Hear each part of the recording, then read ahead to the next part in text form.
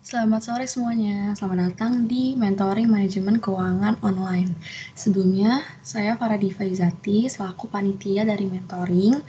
Saya ingin mengucapkan terima kasih kepada Kak Adit karena sudah berkesempatan untuk mengajar manajemen keuangan di Mentoring Online. Saya juga ingin mengucapkan terima kasih kepada para peserta Mentoring. Oke, boleh dimulai Kak Adit. Terima kasih semuanya, semangat. Oke, thank you Farah untuk pembukaannya. Selamat sore teman-teman semua. Perkenalkan ya, aku Adit dari angkatan 2021. Yang di sini aku bakal membantu teman-teman semua untuk belajar bareng mengenai mata kuliah manajemen keuangan ya. Dan khususnya ini untuk persiapan UTS teman-teman nanti. Oke. Nah, jadi mungkin di sini aku bakal langsung share screen dulu ya. Dan aku tampilkan dulu bahan materi yang bakal kita pakai untuk belajar sekarang.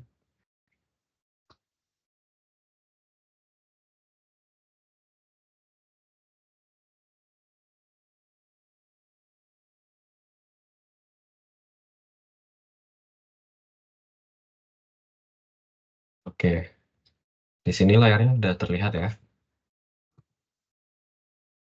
Udah, Kak. Oke, nah teman-teman, di sini aku ditugaskan untuk menjelaskan soal UTS yang dari semester ganjil 2021 ya. Dan ini hanya untuk esainya saja atau untuk hitungannya saja. Untuk yang bagian pilihan gandanya ini tidak ada di sini ya. Dan mungkin kalau misalkan teman-teman ada yang punya bahan materinya atau mungkin dari panitia ada bahan tambahan, boleh nanti di-share di kolom chat ya. Biar nanti setelah kita bahas yang ini, kita juga bakal bahas yang soal tambahan itu. Kalau teman-teman ada mau mengajukan, Kak, tolong bahas yang ini dong, boleh. Teman-teman kirim aja di chat ya. Nanti kita bakal bahas bareng-bareng. Nah, berkaitan dengan materi yang bakal dibahas, kalau kita melihat dari soal ini, ya, di manajemen keuangan periode UTS itu masih membahas materi-materi dasar terkait manajemen keuangan ya, seperti rasio dan laporan keuangan balance sheet dan juga income statement. Ya. Nah, jadi di soal pertama itu, ya ini aku kasih gambaran dulu ya. Kita nggak akan langsung ngerjain soalnya, tapi aku bakal kasih gambaran dulu. Nanti setelah kasih gambaran soalnya, bakal aku perlihatkan materinya yang ada di ebook yang kira-kira yang mana nih yang harus teman-teman hafalkan gitu. Nah, untuk yang soal satu itu mengenai rasio keuangan. Ya. Apa itu rasio keuangan? Ya, sebenarnya nanti bakal dijelasin pada saat ebook yang ditampilkan ya. Tapi untuk yang ada di sini terkait rasio keuangan itu ada beberapa yang akan ditanyakan ya. 1 sampai 10 ini semuanya merupakan rasio keuangan ya, tapi di buku itu tidak hanya sekedar 10 ini aja teman-teman gitu. Jadi bukan berarti nanti di UTS teman-teman juga akan muncul 10 rasio ini, belum tentu. Bisa jadi aja ada yang berubah gitu. Contoh rasio profitabilitas ya itu ada beberapanya di sini teman-teman. Di antaranya ada gross profit margin nih yang nomor 7, nomor 8 ya. Udah nomor 7 dan nomor 8 doang untuk profitability. Nah, profitability rasio itu bukan cuma dua ini doang teman-teman. Di buku itu ada beberapa lainnya. Bisa jadi nanti di UTS teman-teman bukan ROA lagi, tapi ROE ya. ROE ini kan return on asset. Nah, kalau ROE itu return on equity atau bisa jadi juga return on investment gitu ya. Tapi kemungkinan besar yang bakal dibahas di UTS teman-teman tidak jauh daripada inilah gitu. Dan juga nanti lebih lengkapnya lagi kita bakal bahas yang ada di buku. Nah, tapi di soal nomor 1 itu, sebelum kita mengerjakan rasio-rasio yang ada di sini, menghitung rasio-rasio yang ada di sini, kita juga harus memenuhi dulu poin-poin kosong yang ada di laporan keuangannya. Gitu. Jadi kan di soal nomor 1 ini disebutkan bahwa perusahaan ini memiliki harga saham sekian, terus lembar sahamnya ada sekian ribu, ya ada 3.000, ya. Terus juga ditampilkan laporan neraca dan juga laporan income statement-nya. Ya di sini. Ya. Tapi di sini ada yang masih bolong-bolong. Nah ini gampang lah diisinya gitu kan. Teman-teman pasti eh, bisa lah untuk ngisi yang bolong-bolong ini. Kenapa? Karena ya ini cuma mencari selisih ataupun membuat totalnya saja gitu. Contoh, marketable securities di sini masih blank ya, masih kosong gitu. Nah kita harus penuhi ini gitu. Cara menghitungnya gimana ya? Tinggal lihat aja bahwa marketable securities itu adalah salah satu komponen dari total current asset, salah satu akun dari total current asset gitu. Ya. Jadi totalnya itu 72.000. Lalu komponen-komponen lainnya seperti cash, account receivable, dan inventory ini udah ada angkanya. Ya. Berarti kita tinggal nyari selisihnya aja nih. 72 dikurangi 1.000, 72.000 dikurangi 1.000, dikurangi 25.000, dikurangi 45.000. Nah, itu hasilnya akan menjadi marketable securities. Yaitu gampang lah ya, teman-teman pasti udah bisa. Nah, selain itu ya kita harus menghitung total. Tetapi di sini juga jangan sampai teman-teman salah mentotalkan ya. Jadi net fixed asset adalah land ditambah building less ini dikurangi teman-teman, atau bersifat mengurangi artinya. Dikurangi accumulated depreciation. Jadi 26.000 ditambah 90.000 dikurangi 38.000. Maka net fixed assetnya adalah nanti berapa gitu hasilnya. Nanti kita bakal pakai Excel untuk pengerjaannya lebih detail lagi ya. Di sini aku bakal ngasih gambaran dulu aja soalnya tuh yang bakal dikerjakan seperti apa. Kalau berdasarkan UTS ganjil di tahun 2021. Tuh ya. Kalau teman-teman misalkan punya soal lagi yang lebih update gitu ya, yang lebih terbaru, kirim aja di chat gitu biar kita bahas bareng. Oke. Siapa tahu itu kan lebih relevan dengan yang akan teman-teman kerjakan di UTS nanti. Nah, jadi intinya di soal nomor 1 itu bakal ditampilkan laporan keuangannya. Ya, seperti ini laporan keuangannya. Ini yang di atas ini adalah laporan neraca namanya, atau balance sheet. Sama aja istilahnya itu neraca atau balance sheet. Balance sheet itu ya istilah bahasa Inggrisnya. Bahasa Indonesia namanya neraca. Nah, untuk income statement ini adalah laporan laba rugi kalau bahasa Indonesianya ya. Jadi laporan pendapatan atau istilah lainnya adalah laporan laba rugi. Apa aja yang ada di dalamnya? Nah ini semua yang akan ada di dalamnya gitu. Ya. Di sini teman-teman harus ngisi lagi yang blank ya. Isi yang blank gampang lah ya. Untuk teks ini misalkan dikatakan teksnya itu 40%. Nah, untuk nemuin angka teksnya itu adalah net profit before tax ya, yang 10.900 ini dikali 40%, maka nanti akan muncul angkanya. Ya. Lalu tinggal di total saja. Tinggal dikurangi lagi si net profit before tax-nya oleh si angka teksnya, maka akan menjadi NPAT atau net profit after tax. Ya, jadi intinya di sini teman-teman harus memenuhi dulu isi laporan keuangan yang blank gitu. Ya. Nah, setelah ini semua diisi, yang blank ini semua diisi, barulah kita bisa menghitung semua rasio-rasio yang ada di sini. Gitu. Ya. Cara menghitungnya, komponen dari rumus setiap rasio pasti akan ada di laporan keuangan yang ada di atas ini. Gitu. Ya. Yang mana aja yang diambil ya berdasarkan rumus rasionya gitu. Pasti akan ada aja yang nggak kepake di sini tuh. Ya. Karena yang ditanyakan hanya seputar 10 rasio ini. Nah, nanti kita bahas satu-satu rumus rasionya di e-book manajemen keuangannya. Nah, lalu time series dan cross sectionalnya apa maksudnya? Ini adalah kategorisasi baik atau buruknya si laporan keuangan di tahun 2020. Dari apa kita nilai? Dari hasil rasio yang udah kita hitung di sini. Ya, ini aku bakal pakai coret-coretan ya biar jelas.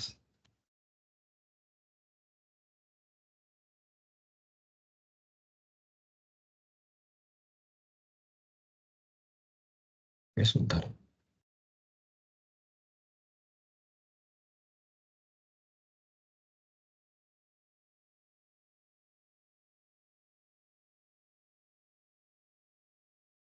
Oke.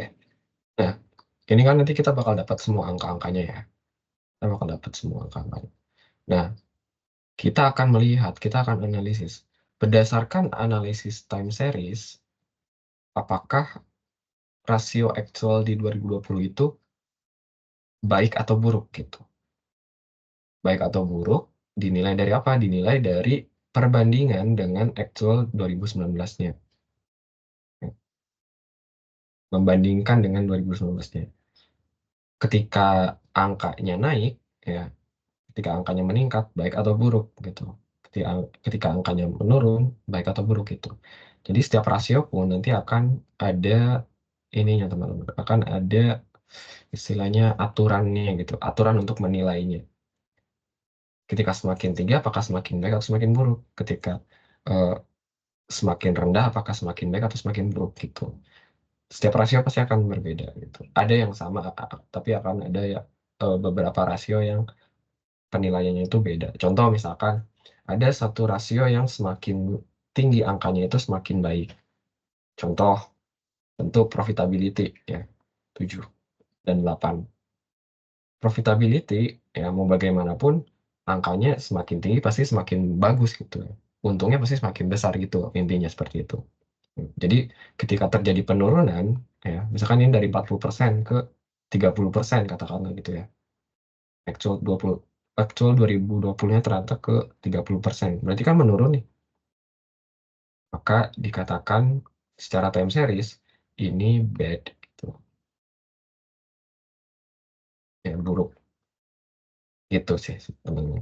Nah, jadi time series ataupun cross sectional ini nanti yang ada di sini antara dua ya good or bad gitu aja. Nah, kalau untuk cross sectional kita membandingkan bukan dengan tahun sebelumnya tetapi dengan industri average ya, rata-rata industrinya. Ketika rata-rata industrinya 30% ya, ya di GPM ya, gross profit margin. Gross profit margin industri average-nya 30%. Lalu katakanlah di actual 2020-nya kita itu ada di 35%. Ya. Berarti good or bad? Berarti good. Ya, karena lebih tinggi daripada industri average-nya. Gitu teman-teman. Ya. Jadi cuma ada dua jawaban di time series maupun cross-sectional dalam setiap rasionya. Apakah itu good atau bad? Dengan membandingkan, kalau time series itu membandingkan dengan tahun sebelumnya, kalau cross-sectional membandingkan dengan industri average-nya. Ya. Itu teman-teman yang harus kita kerjakan pada tabel ini. Oke, kita masuk dulu ke e-booknya.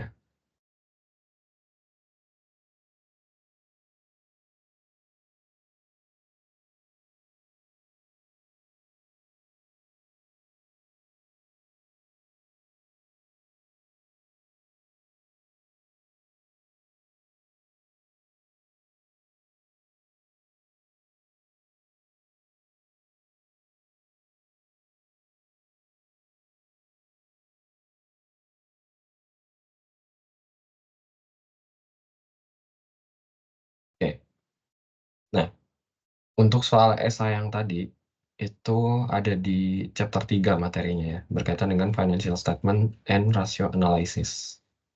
Oke, nah di sini aku bakal sampaikan poin intinya saja ya, dari apa sih itu yang namanya financial statement dan apa sih itu ratio analysis ke teman-teman gitu ya. Karena kalau lebih detailnya sendiri pasti dosennya udah pada menjelaskan dan untuk berbagai um, istilahnya itu pasti udah akan ada di buku atau bahkan dosennya memberikan PowerPoint atau modul sendiri gitu. Di sini ada yang MK-nya dengan Pak Martinus nggak? Kelihatannya ini Jakarta semua ya. Oh, ada Bekasi satu.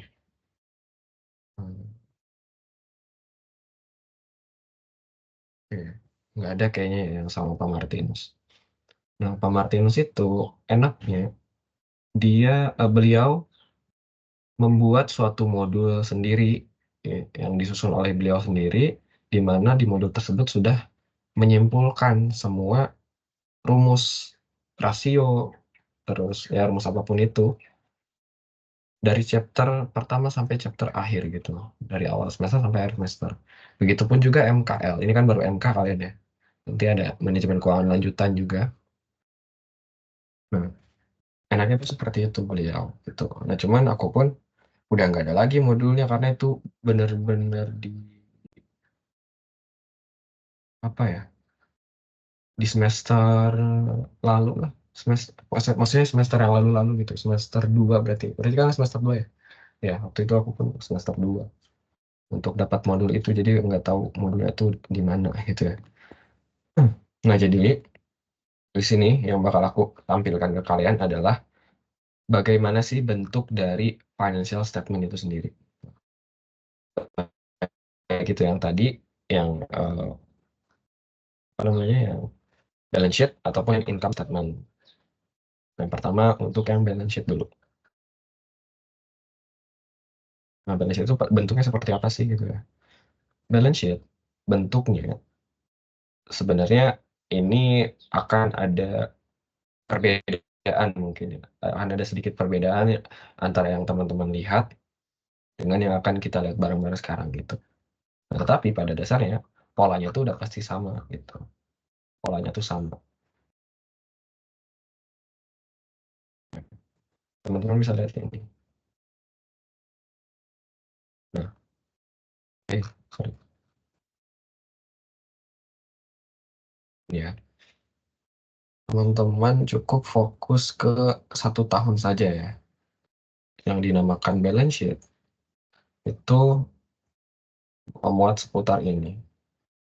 Untuk tahun tambahannya itu hanya akan ada apa ya, perbandingan aja untuk perbandingan. Tapi yang pasti kebanyakan balance sheet itu bentuknya atau komponen di dalamnya itu akan seperti ini. Ya. Terus tadi kok di soal kayak lebih simpel gitu, lebih sedikit karena ada beberapa akun yang mungkin tidak ada di soal tadi gitu. Ya, sedangkan kalau di sini mungkin akun-akunnya itu lebih lengkap, lebih banyak akun-akunnya. Ya. Contohnya akun apa ya? Nah, ini other long term asset. Ini kan tadi nggak ada tuh di soal UTS tadi, ya kan? Nah, di sini ada gitu. Ya. Yang pasti teman-teman harus tahu kategorisasinya. Kategorisasi terkait apa aja sih yang termasuk aset gitu. Ya. Aset pun akan dibagi menjadi dua, current asset dan juga ini long term asset atau istilahnya fixed asset. Istilah lainnya ya, fixed asset. Current asset ini adalah aset lancar bahasa Indonesianya. Kalau long term asset atau fixed asset adalah aset tetap. Ya. Apa yang paling membedakan, apa yang mendasari perbedaan antara current asset dan long term asset? Pada dasarnya kalau current asset itu jangka waktu umurnya di bawah 1 tahun, kalau long term asset itu di atas 1 tahun, gitu aja. Tapi itu nggak akan dibahas sih, kayaknya. Dan di income statement pun pasti udah dikelompokkan seperti ini. Nah, lalu untuk di bagian liabilities and stockholder equity, ini juga kita harus pisahkan gitu, yang mana liabilities, yang mana stockholder equity. Liabilities adalah cakupannya meliputi ini, teman-teman. Liabilities. Nah, ini adalah liabilities. Kesininya adalah stockholder equity. Nah, jadi dibagi dua. Ini adalah bagian, kalau mengenai istilah ya, ini adalah aktiva. Ini buat pemahaman teman-teman aja, for information aja gitu ya, biar teman-teman juga makin luas pemahamannya. Ini adalah pasiva. Ini tuh adalah bagian aktiva, dan ini adalah pasiva. Istilahnya seperti itu. Oke, itu gambaran terkait laporan keuangan balance sheet. Dan apa syaratnya balance sheet tersebut valid gitu? Adalah ketika total aset, ya total aset sama dengan total liabilities and equity. Jadi harus balance. Teman-teman pasti udah dapat akuntansi dasar juga ya. Harusnya sih ini udah dibahas juga. Jadi harus balance antara kedua ini. Eh, Kak, sorry motong. Ya boleh. Eh, ini kakak lagi di slide di halaman 3 atau halaman 2 ya? Bentar. Soalnya ini Share masih screen-nya, nge-stuck di halaman 3. wait. Bentar ya. Iya. Oke, udah Kak. Tampilan di situ apa? Tampilan di situ. Ini sekarang udah e-booknya. Cuman baru aja sih pindah. Oh gitu. Waduh. Mm-mm. Oke. Kalau gitu sorry ya. Mungkin tadi ada kesalahan teknis atau gimana. Jadi ini baru kelihatan ya sekarang ya? Ini Iya Kak. apa, balance sheet-nya baru kelihatan ya? Oh ya udah kalau gitu. Nggak apa-apa. Aku jelaskan lagi secara singkat aja nggak apa-apa. Jadi intinya bentuk balance sheet itu seperti ini. Mungkin teman-teman juga udah pernah lihat gitu ya. Dan untuk eh, meningkatkan pemahaman teman-teman, ya jadi balance sheet itu dibagi jadi dua bagiannya, aktiva dan pasiva. Ya. Aktiva itu seputar asetnya. Ya. Asetnya, total asetnya ini adalah angkanya segini, dan aset pun dibagi menjadi dua, current asset dan uh, fixed asset atau long term asset. Ya, istilahnya seperti itu. Nah, di bagian pasiva itu meliputi liabilities dan stockholders equity. Ya. Nah, liabilities yang mana? Ini aku udah kasih area ini. Ya, ini liabilities, ini stockholder equity. Oke. Nah, Kak mau tanya, ya boleh. Boleh. kalau Boleh. prinsipal itu apa ya? Yang mana? Prinsipal. Eh, Soalnya enggak ya ini sih kan di rasio perhitungan rasio kan ada yang namanya eh coverage fixed payment. Nah, di situ ada yang namanya eh prinsipal. Nah, prinsipal itu tuh adanya di balance sheet atau di income statement. Oke, bentar aku buka dulu ya. Tadi yang itu di rasio yang di bawahnya rasio interest bukan? Atau yang di atasnya rasio interest? Betul bukan? Ada di eh sini. itu tuh di rasio debt deh. Rasio debt. Eh Bawah lagi yang agak. Nah, ini. Ini ya, Nah, iya fixed Kak, nih. payment coverage. Iya, ini ada eh eh iya tuh ada principal payments. Oke, ini berarti ya benar ya, yang di bawahnya time interest itu tadi ya kata aku ya. Nah, Iya. untuk rumus yang ini, untuk rumus rasio ini, fixed payment coverage ratio, yang bagian principal payments, kalau misalkan teman-teman nggak nemu di balance sheet, ya, itu berarti tidak ada transaksi principal payment di situ. Sehingga teman-teman pakainya adalah ininya aja, preferred stock dividend aja. Gitu. Karena pasti nanti bisa jadi ada principal payment atau bisa jadi nggak ada principal payment gitu. Kalau ada berarti pakai pakai untuk dijumlahkan dengan preferred stock dividendnya.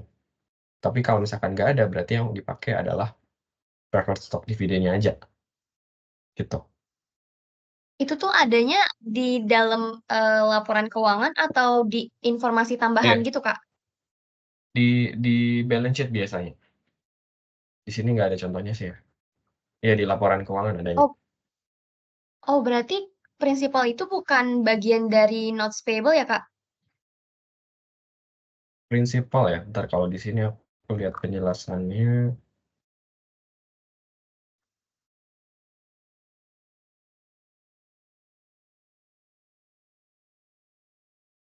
The term is able to adjust the after tax.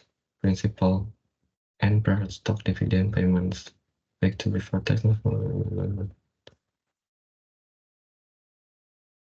Oh enggak termasuk ke ini. Jadi di principal itu akan ada di bagian aktiva tadi yang aku jelasin. Aktiva tadi tapi di bagian stockholder equity-nya ya.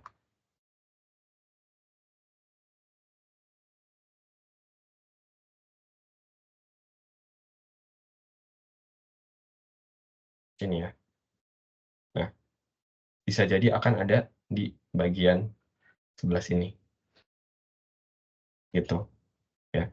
Jadi bukan termasuk ke akun tertentu. Ya gimana? Kak, aku mau tanya lagi masih kayak seputar prinsipal gitu sih. Kemarin kan sekitar 2 minggu yang lalu kan kelas aku kan ada tugas rasio ya. Dan tugas itu kan ada dikumpulin. Tugasnya itu ada di halaman 186. Kakak boleh ke halaman itu nggak? Di halaman berapa? 186.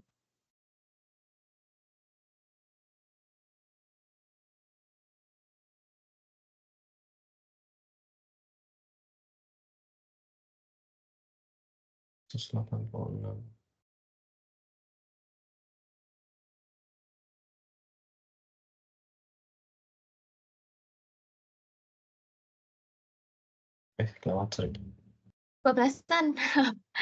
Iya, yang P325. P325. Kita beda nggak ya? Ini e-booknya beda nggak sih? Coba kakak atas sedikit, sorry. Mau lihat hasilnya. Oh iya sama. Nah kak, di sini kan ada tuh ada namanya fixed payment coverage ratio. Kemarin tuh aku tuh bingung banget ngitungnya gimana karena secara prinsipalnya tuh nggak ada di balance sheet-nya. Di atasnya nggak ada tuh. Nggak ada prinsipal. Oh ini berdasarkan balance sheet yang atasnya ya. Bentar ya. Iya, berdasarkan laporan di atasnya ada. Oke.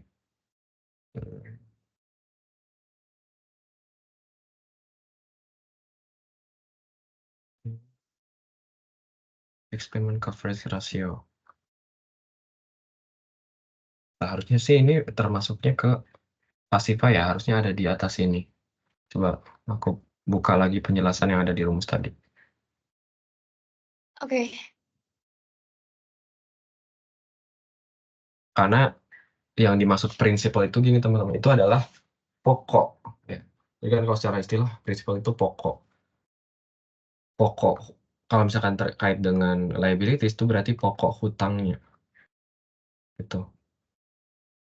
Ini halaman berapa? 186. Jadi kita di halaman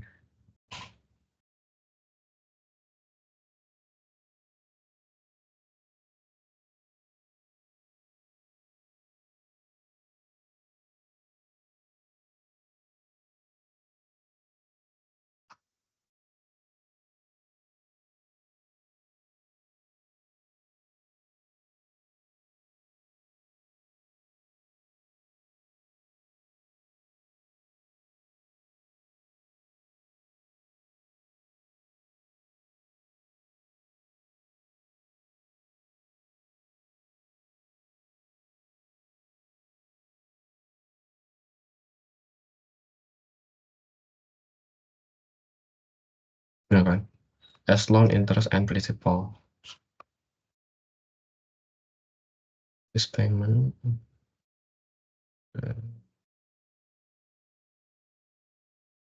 Jadi rasio ini menghitung apakah si perusahaan itu punya kemampuan untuk menyelesaikan kewajiban obligasinya. Seperti ya, obligasi itu kan yang dibayar itu terkait pokok dan bunganya. Stock dividend and preferred stock dividend interest ratio is the term is included to adjust the after-tax principal. The after-tax principal and preferred stock. dividend payments back to the before tax.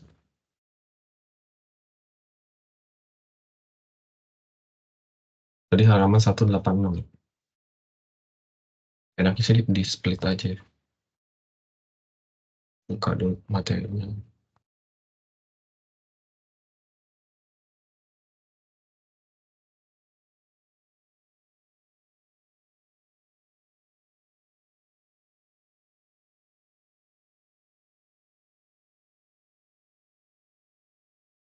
Berapa?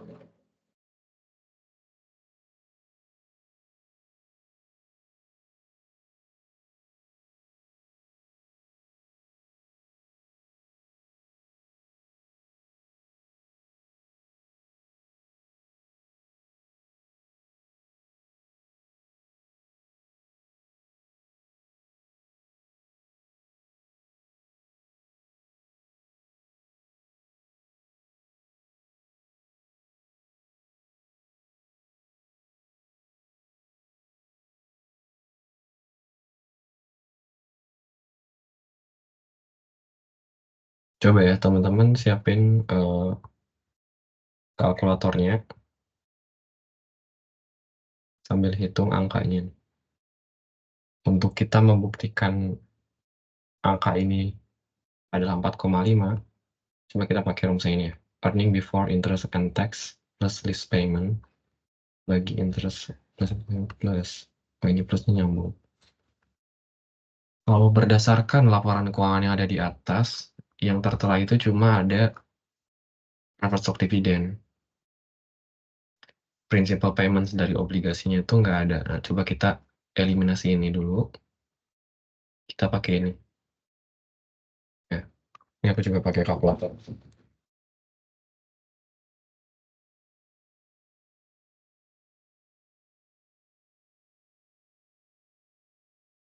Earning before interest and tax ya. Bareng. Earning before interest and tax, EBIT. EBIT kita carinya berarti di income statement. Nah ini, net profit before tax. Sorry, kalau net profit before tax bukan EBIT ya.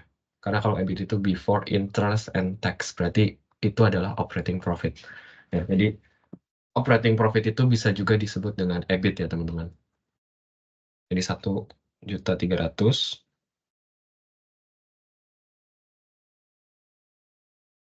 plus lease payment. Nah, lease payment di sini apakah ada lease payment? Ada nih, lease Adakah expense. itu 50.000? 50.000, oke.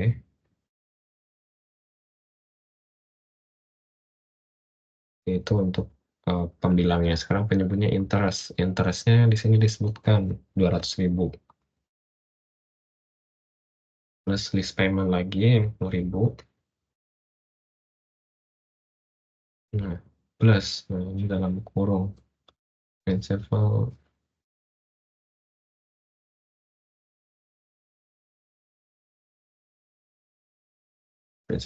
payments. Wait. Dividend. Nah, ini nggak ada nih principal payments. Coba kita langsung masukin private dividennya dulu. Nah, ya di sini ya, coba kita eliminasi dulu ini. Kita tambahkan dulu preferred stock dividend. Preferred stock dividend adalah 50.000 di sini. Dikali 1/1 plus stock.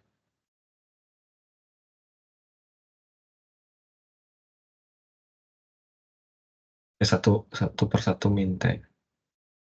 1/1. Kayaknya itu teksnya ya teman-teman ya. Teksnya kan 21%.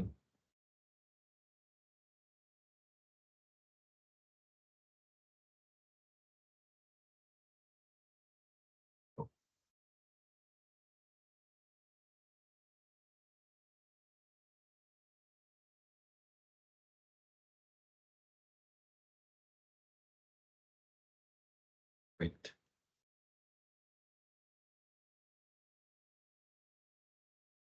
Ada yang udah selesai ngitungnya? Hitung di kalkulatornya. Udah, Gimana angkanya? udah Kak. Angkanya 4,5 atau bukan? Eh 4,6632.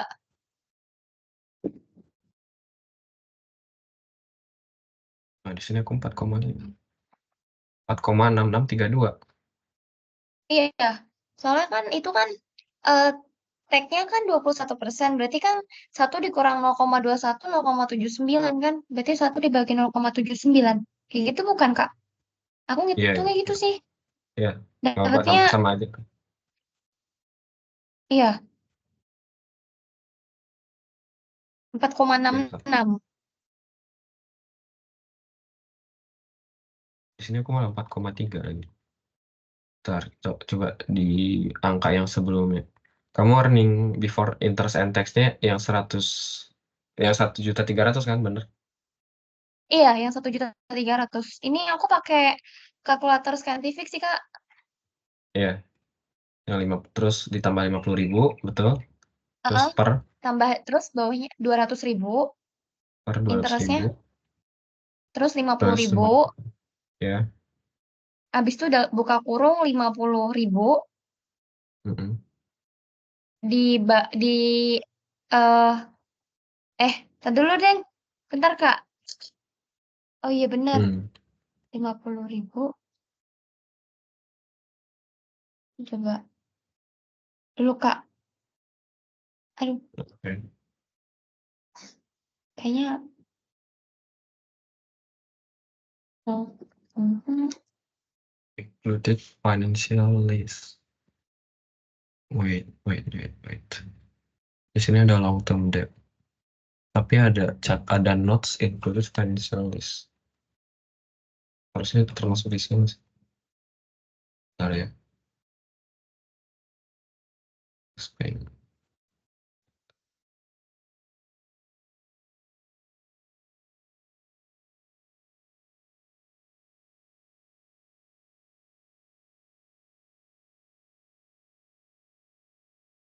Financial list. Oh iya Expense. Kak, ini tadi salah pencet.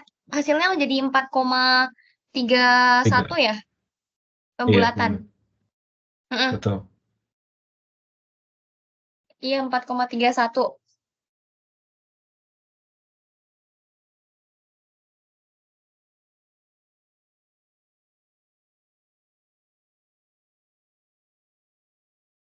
Tiga.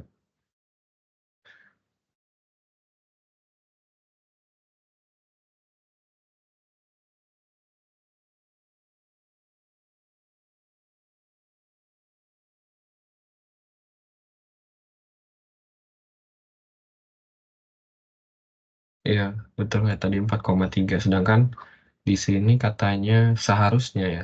Seharusnya itu.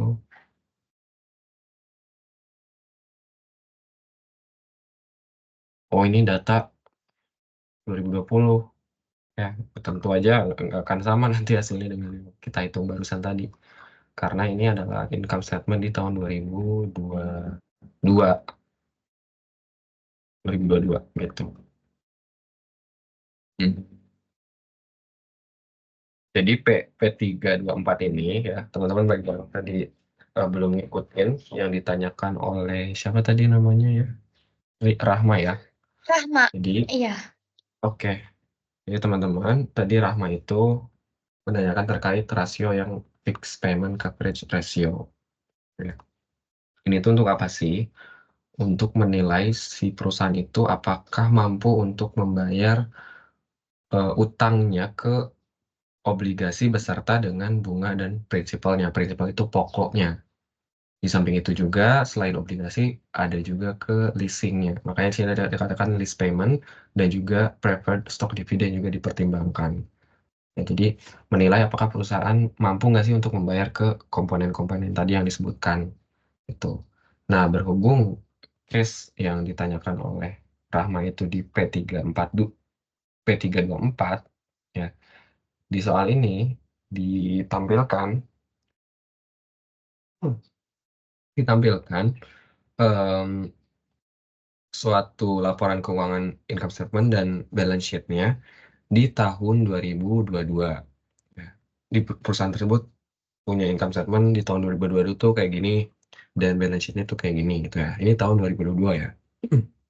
Nah, lalu kita disuruh menganalisis bagaimana hasil rasio-rasio berdasarkan angka-angka yang ada di laporan keuangan ini ya di tahun 2022. Dengan kita melihat bahwa di tahun 2020 itu gini loh rasionya perusahaan ini, di tahun 2021 juga gini loh angka-angkanya gitu. Tadi udah dihitung ya. Tadi udah dihitung bagaimana cara kita mencari fixed payment coverage ini adalah dengan ya mau masukkan rumus ini semuanya. Itu. Nah, berhubung principal payments itu tidak ada di bagian akun di laporan keuangannya, sehingga kita masukkan saja di preferred dividends-nya. Nah, tapi ini disclaimer dulu ya teman-teman ya. Yang pernah aku lihat adalah principal payment itu masuk di laporan keuangannya baik. Ya, ada di laporan keuangan tercatat. Tapi ada juga laporan keuangan yang memang ada aja akun yang istilahnya itu dibedakan sedikit.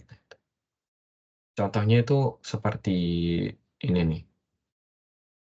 Long term apa tadi ya? Yang long term asset. Nah, ada yang namanya long term asset, ada yang namanya fixed asset. Tapi padahal sama aja gitu. Nah, bisa jadi ya di sini pun principal payments itu dituliskan dengan istilah yang berbeda.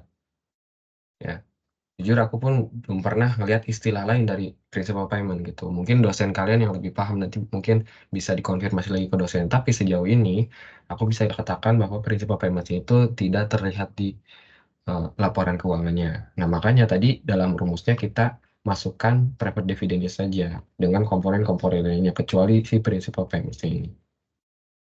Itu. Nah, tadi setelah dihitung hasilnya adalah berapa Rahma tadi? 4,3 sekian ya, 4,31. Iya, Betul ya? 4,31 Kak pembulatan. Oke. Nah, jadi salah. Jadi di sini katakanlah ini ya ini kan industri average-nya ya. Ini tuh bukan hasil bukan hasil rasio perusahaannya, tapi ini dari industrinya. Nah, berarti 2022 kita tulis lagi kolom baru, fixed payment coverage ratio adalah 4,31 itu ya. Nah, selanjutnya kita analisis dengan industri average, apakah angka segini itu baik atau buruk? Ya, semakin tinggi, ya logikanya semakin tinggi kemampuan perusahaan, maka semakin baik gitu. Jadi ini good kalau berdasarkan cross sectional. Tapi berdasarkan time series, kita lihat time series ya. Time series itu meskipun kita lihat di sini ada yang lebih tinggi juga, tapi ini tahun 2020. Kita fokuslah ke tahun yang sebelumnya. Lebih baik apa lebih buruk? Tuh. Nah, dari 4,2 ke 4,3 berarti membaik, istilahnya kayak gitulah. Ya. Oke, Rama ada yang mau ditanyakan lagi? Atau dari yang teman-teman yang lain? Mau ada yang tanya lagi? Mau tanya tapi nanti aja Kak waktu udah masuk proforma. Oh iya, boleh. Oke, makasih ya Kak. Oke, dari yang lain ada yang mau ditanyain dulu?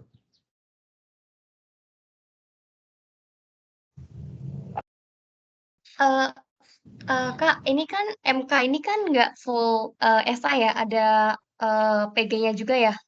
Mm-mm. Tuh. Nah, kalian barangkali ada yang punya soal PG-nya, tuh. Kalian kirim aja di chat. Rahma punya nggak Rahma? Oh, enggak sih, tapi aku ada soal tahun kemarin yang 2022. Oke. Tapi esai juga ya? Iya, tapi kalau Hmm. misalnya di waktu kakak dulu itu PG-nya itu kayak bahas teori dari pengertian rasio-rasio gitu nggak ya? Iya, benar. Salah satunya kan materinya rasio. Jadi yang ditanyakan di teorinya adalah yang tadi sempat kita bahas juga, ketika rasionya meningkat, apakah lebih baik atau lebih buruk? Gitu. Contoh misalkan current ratio semakin tinggi, maka semakin nanti opsi A semakin baik, opsi B semakin buruk, opsi C apa gitu. Jadi intinya kayak gitu. Untuk terkait sama rasio ya. Gitu. Terus mungkin ada juga yang kayak simpelnya itu ditanyakan bahwa akun tersebut itu masuk dalam komponen apa gitu. Misalkan di neraca nih, kan ada aset dan ada liabilities dan equity gitu. Di aset pun kan tadi aku katakan juga ada dua bagian ya. Ini adalah current asset ya, bagian sini adalah current asset. Di bagian sini adalah long term asset atau fixed asset. Ya, kan fixed asset nih. Kalau di sini dinamakan fixed asset. Nah, mungkin ditanyakan building dan equipment adalah bagian dari A, current asset, B, fixed asset, C, liabilities, D, equity itu. Itu yang paling gampangnya. Pertanyaan PG yang katakanlah levelnya masih level gampang gitu. Nah, berkaitan dengan teori lain, ya teman-teman pasti bakal mengerjakan soal-soal yang berkaitan dengan konsep pemahaman teori gitu. Mungkin pasti akan ada hafalannya gitu, tapi sejauh ini eh, MK itu, baik itu MK dan MKL ya, kita tuh lebih ditekankan kepada pemahaman kita, bukan yang semata-mata kayak misalkan disebutkan suatu penjelasan bla bla bla bla bla, disebut juga dengan, nah itu kan cuma pembahasan istilah doang ya. Itu mungkin ada juga, tapi itu di level yang gampang. Tapi di level yang lebih eh, sulit, itu biasanya lebih ke konsep pemahaman. Gitu. Konsep pemahaman itu terkait, bisa jadi ada cerita case-nya. Nanti dari case tersebut dijawablah berdasarkan analisis dari teori tersebut, kondisi tersebut menunjukkan apa. Gitu. Itu paling yang eh, terkait ini ya, terkait pilihan ganda. Dan kalau berdasarkan yang soal ini, total persentasenya itu kan 60%, terus 20%, oh, ini 25% atau 20% ya? 25%, terus yang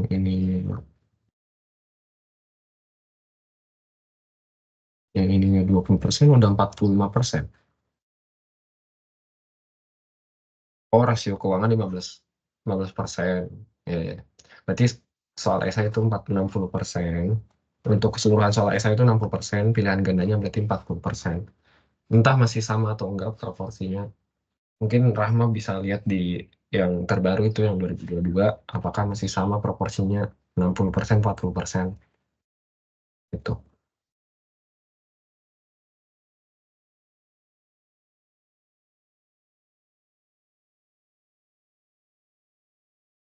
Oke, kita lanjut dulu ya kali ya. Tadi kita bahas sampai konsep laporan keuangan ya. Ya, aku kira sih untuk bentuk dari laporan keuangan, teman-teman tadi bisa lihat ya, bahwa ada bagian-bagian dari laporan keuangan. Ya, aku balik lagi. Hmm.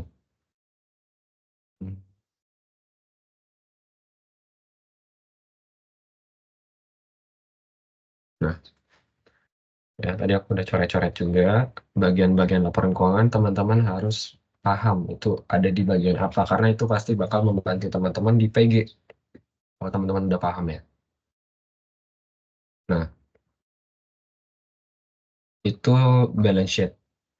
Untuk income statement itu contohnya tadi sih ya, di halaman 185 ya, kita pakai yang itu aja, 85 income statement. Nih, starting company income statement 2022 yang tadi sempat kita bahas juga ya. Jadi income statement itu pasti akan diawali oleh revenue. itu udah pasti. Yang ke bawah-bawahnya ini teman-teman bisa lihat mana aja yang bersifat mengurangi gitu ya. Jadi pada intinya sales revenue itu dikurangi dengan COGS, nanti akan dikurangi lagi dengan operating expense, akan dikurangi lagi dengan interest expense, akan dikurangi lagi dengan tax expense, akan dikurangi dengan preferred stock dividend kalau misalkan membagikan dividen ke para pemegang saham prevalent gitu. Kalau misalkan membagikan kepada saham biasa ya, kepada pemegang saham biasa berarti common stock dividend di sini. Dan akan diakhiri dengan ini earning available for common stockholder. Ya. Kak, mau tanya, Ya boleh. ini kalau yang net income itu yang mana ya, Kak? Oke, yang dimaksud dengan net income itu di bagian sini, teman-teman. Ya. Net income itu ada di Oh, sini. Gitu. Nah, bukan yang tapi bawah yang ya, Kak, ternyata bukan yang earning. sebenarnya di sini ada dua pemahaman ya kalau untuk laporan keuangan income statement. Yang dimasukkan ke return earnings ya, yang dimasukkan ke return earnings adalah bagian yang ini. Itu yang masuk ke return earnings. Tapi ada laporan income statement juga yang perhitungannya tuh sampai sini aja, teman-teman. Perhitungan tuh sampai sini, tapi nggak dinamakan net profit after tax, tapi dinamakan net income di situnya. Gitu. Jadi kalau misalkan ditanyakan net income itu di mana, tergantung eh, bagaimana bentuk format laporan income statement-nya itu sendiri. Gitu. Tapi mau itu katakanlah ada yang bilang net profit ini sebagai net income, mau itu ada yang bilang earning available for common stockholder itu sebagai net income, yang pasti yang akan diberikan ke return earnings adalah yang earning available for common stockholder. Dan ini pun akan masuk ke rumus salah satu rasio. Gitu. Nah, tapi net profit after tax juga akan ada di rumus salah satu rasio. Itu tergantung kita tergantung kita bakal ngitung rasio apa. Ada rasio yang bakal pakai net income-nya itu sebagai net profit after tax. Ada juga yang rasio yang menggunakan net income itu dari earning available for common stockholder. Gitu. Rahmat. Karena bisa jadi ya, karena bisa jadi di sini itu tidak dilakukan yang namanya pembagian dividen. Gitu. Kalau misalkan tidak dilakukan pembagian dividen, berarti perhitungan cukup sampai sini kan.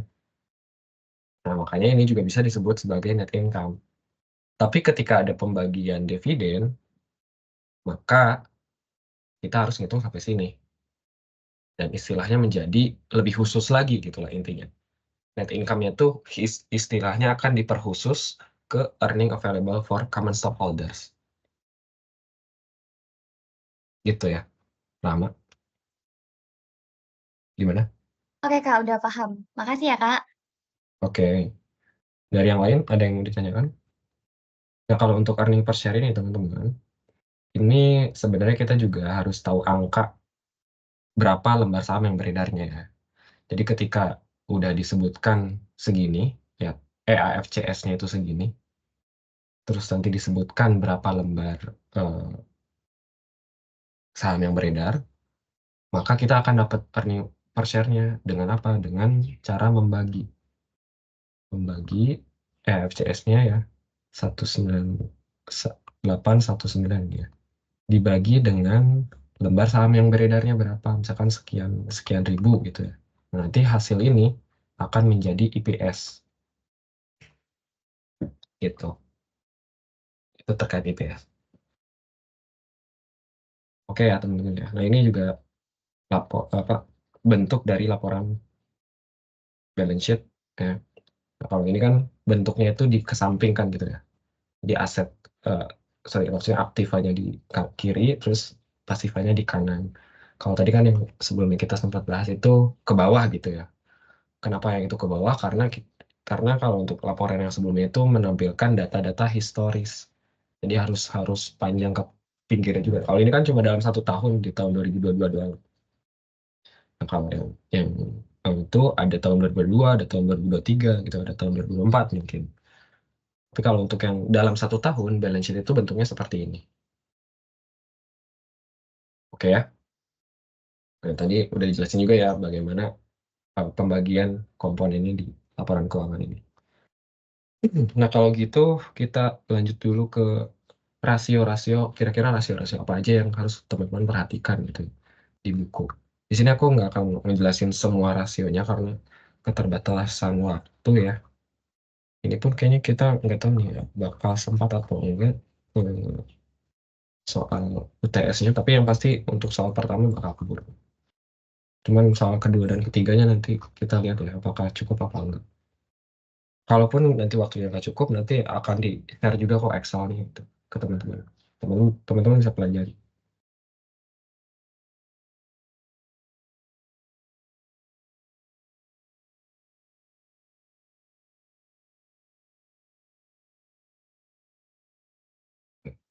Rasio itu meliputi beberapa kategori teman-teman.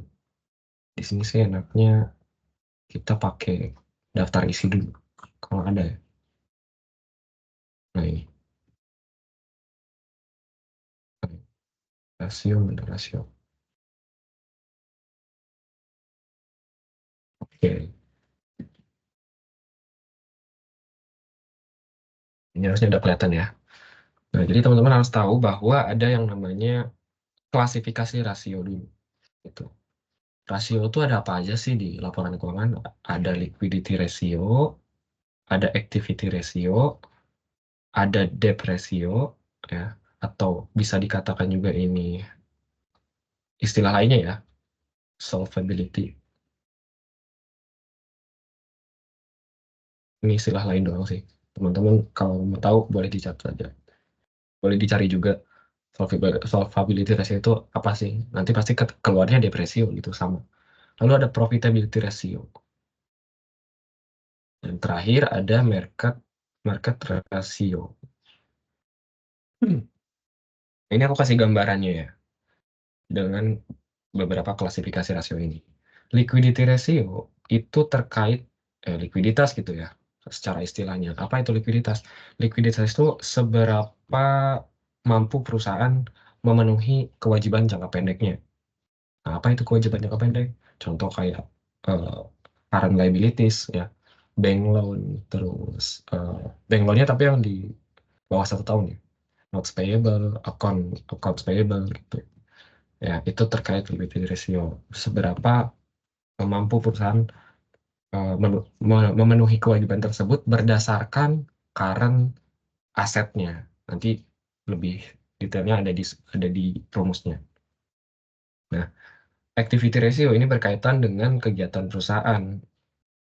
Kegiatan dalam baik itu receivable ataupun payable. Ya, ataupun perputaran inventory dan perputaran aset. Yang dimaksud turnover itu perputaran. Collection period itu terkait receivable. Kalau payment period adalah terkait payable sih. Ya, jadi ini di dalam liquidity ratio ada current ratio, ada quick ratio. Di dalam activity ratio ada in inventory turnover, average collection period, APP, dan total asset turnover gitu. Begitupun debt ratio, di dalamnya ada debt ratio-nya itu sendiri dan ada debt to equity ratio. Ya. Di profitability, nah ini yang lumayan banyak nih. Ya. Ada gross profit, ada OPM, ada NPM, ada earning per share, ya. Ada return on asset, ada return on equity.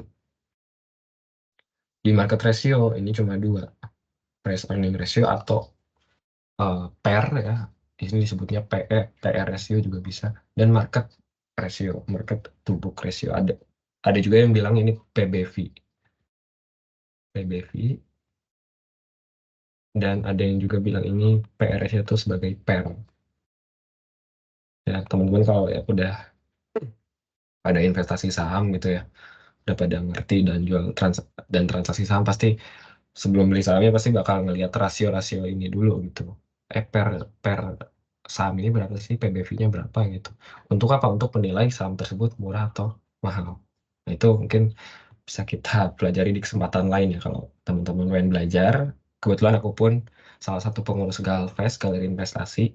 Teman-teman kalau mau belajar tentang saham boleh ke Galvest ataupun ikut kegiatan-kegiatan yang akan diadakan oleh Galvest. Atau ke ruangannya. Atau janjian sama orang pengurus Galvest untuk pengen belajar nih. Aku kebetulan di Bekasi nih, teman-teman yang dari Bekasi boleh main ke ruang Galvest Bekasi, begitupun yang ada di Grogol. Oke, itu ya. Itu sebagai selingan aja. Nah, berkaitan dengan detail rumusnya, teman-teman bisa lihat di halaman ya masing-masing rasio ini. Yang paling sering ditanyakan pasti, dan yang paling gampang ya, adalah current ratio. Current ratio. Dan selainnya sih, kalau untuk profitability yang sering ditanyakan itu adalah ROA, ya, GPM, dan yang lainnya juga penting sih, teman-teman juga perlu paham dan tahu. Karena kan kita nggak tahu tuh yang bakal keluar di UTS tuh yang mana gitu ya. Nah, pasti teman-teman harus tahu dah. Apalagi kalau market ratio ini kan cuma 2 nih. Ya udahlah, hafalin aja semuanya gitu. Semuanya juga harus hafal sih harusnya. Ya. Nah, kalau untuk latihan ya kita bolehlah mungkin sambil lihat ke rumus. Tapi nanti untuk persiapan UTS ke depannya, ya teman-teman harapannya udah hafal dan udah bisa latihan sendiri tanpa lihat rumus. Ya. Teman-teman kalau mau lihat rumus tinggal diklik aja di e-booknya dari rumus GPM misalkan ya. Gross Profit Margin, ini penjelasannya udah ada. Rumusnya seperti ini. Gross profit dibagi sales. Dan untuk mencari gross profit itu harus mengurangi sales dengan cost of goods sold-nya. Itu ya teman-teman ya. Nah, jadi untuk melihat rumusnya kita sambil ngerjain soalnya aja ya, karena berhubung waktunya sedikit lagi. Ini udah ada soalnya di sini. Bentar.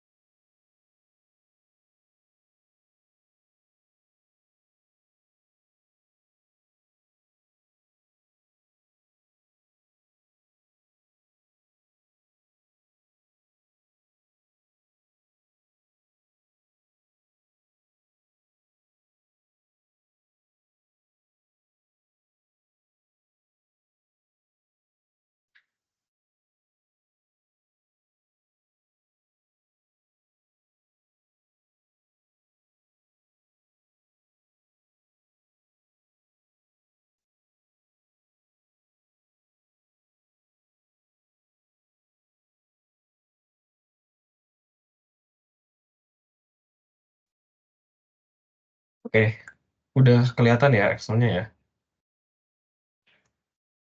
Udah kok Kak, udah. Oke, kita langsung coba kerjain soalnya ya. Bentar. Nah, kita lihat dulu ke soalnya. Tadi kita juga udah sempat ulas. Pada intinya yang pertama harus kita lakukan adalah memenuhi dulu poin-poin yang blank. Jadi kan di sini dikatakan bahwa perusahaan tersebut ada nih informasi terkait market price per share, terus ada juga terkait saham yang beredarnya. Market price itu $2,5 per lembar. Jumlah lembar saham yang beredar itu 3.000. Dan sini disebutkan 360 hari itu dalam setahun. Kenapa harus ada asumsi seperti ini? Karena kita bakal pakai ini di rasio activity. Ya. Rasio activity itu pasti akan berkaitan dengan jumlah hari dalam satu tahun. Karena ada yang 365, ada yang 360. Kalau di buku itu seringnya 365. Nah, di sini di soal UTS disebutkan asumsinya adalah 360 setahun. Oke, dari laporan keuangan neraca yang bolong-bolong ini udah selesai diisi ya. Marketable securities ini kan masih bolong. Nah, ini udah ada angkanya. Nah, cara hitungnya adalah ya seperti ini loh. Ya, angka-angka yang ada warnanya ini yang udah dikotakin berwarna ini itu ya tinggal dikalkulasikan aja untuk mencari selisihnya tuh dan ditemukan angka 1.000 itu seperti apa tuh kan teman-teman pasti udah paham dengan total 72.000 di total asetnya. Lalu next, net fixed asset 78.000. Dapatnya dari mana? Tinggal jumlahin aja. Sorry, bukan jumlahin. Dikalkulasikan aja gitu. Land, building and equipment ditambahkan ya, 26.000 ditambah 90.000 less accumulated depreciation. Kalau udah ada kata-kata less berarti bersifat mengurangi udah pasti. Yaitu 78.000. Nah, total aset 150.000. Kita pastikan dulu udah betul apa belum. 150.000 ya, betul. Ini juga. Nah, kita beralih ke liability and equity. Yang bolong adalah di total current asset ya. Total current liabilities. Ini tinggal kita jumlahkan aja. Account payable ditambah notes payable. Ya, 22.000 dan 47.000 kita tambahkan, 69.000 hasilnya.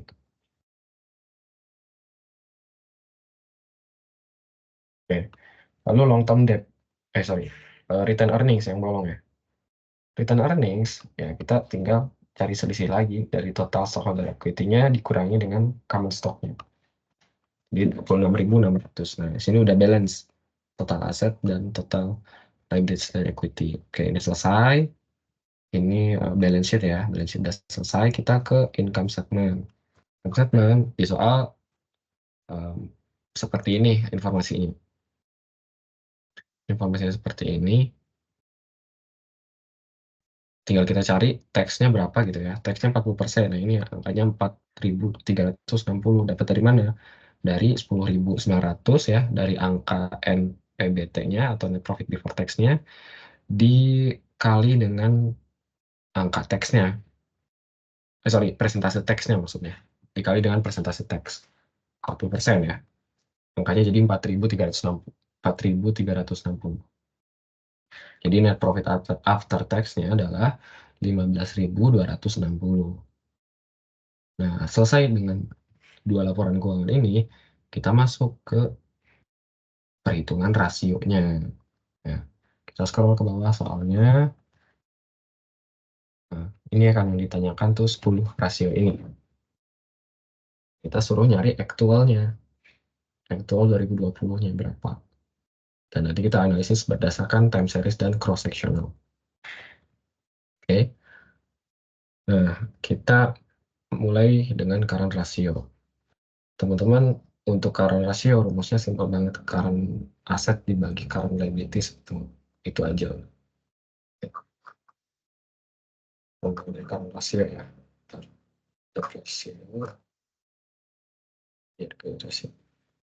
Current asset dibagi current liabilities.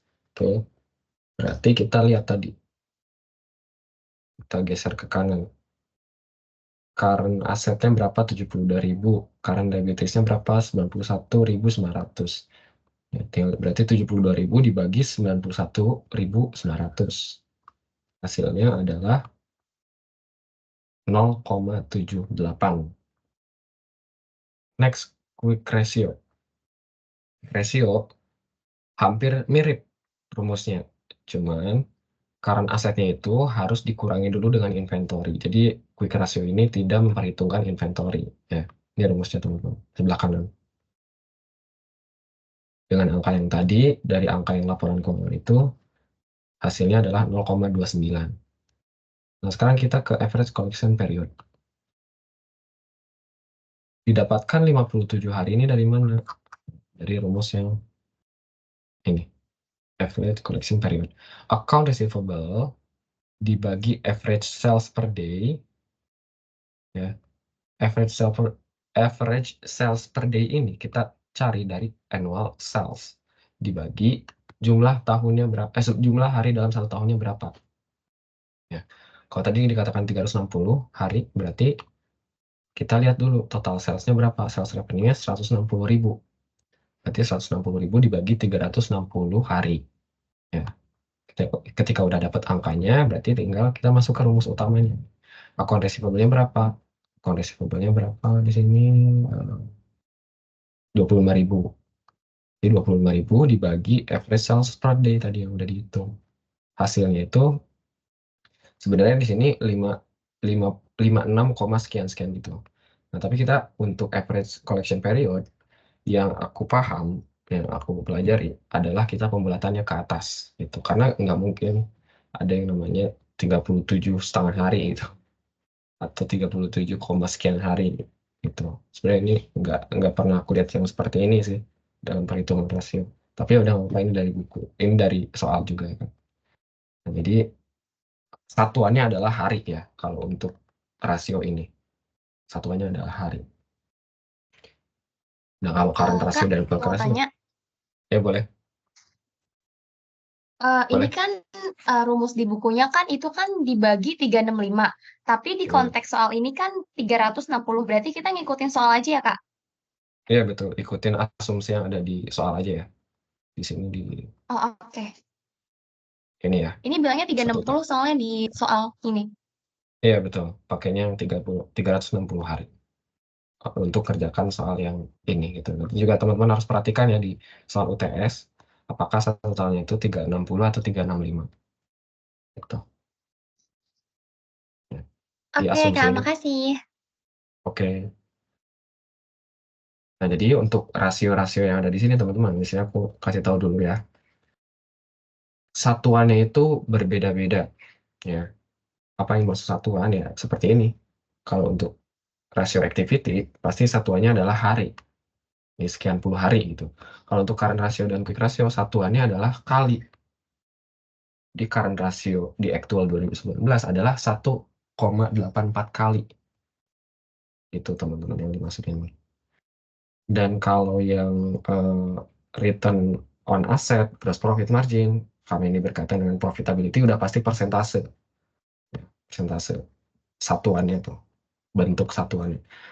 Untuk yang depresio juga sama persentase. Jadi yang cuma angka ini adalah maksudnya tuh kali. Jadi price earning ratio di tahun 2019 adalah 0,75 kali. Untuk cara menyebutkannya. Makanya di sini kenapa ya ada yang persentase, ada yang cuma angka doang, ya kan? Ada yang hari. Karena ya tergantung kita lagi ngitung rumus apa. Nah, jangan sampai kita salah pakai satuan nih, jangan sampai 36,5 itu kita pakai persentase, bukan salah kalau kayak gitu. Jadi harus pakai hari. Gitu ya. Oke, kita next langsung ke inventory turnover. Mungkin kita persingkat aja ya, teman-teman. Kalau mau lihat rumusnya itu semua udah ada di buku gitu. Jadi di sini angka-angkanya aku tampilkan aja langsung, ya, tampilkan langsung. Dan ini pun perhitungannya berdasarkan rumus yang ada di buku. Ya, semuanya udah ada gitu.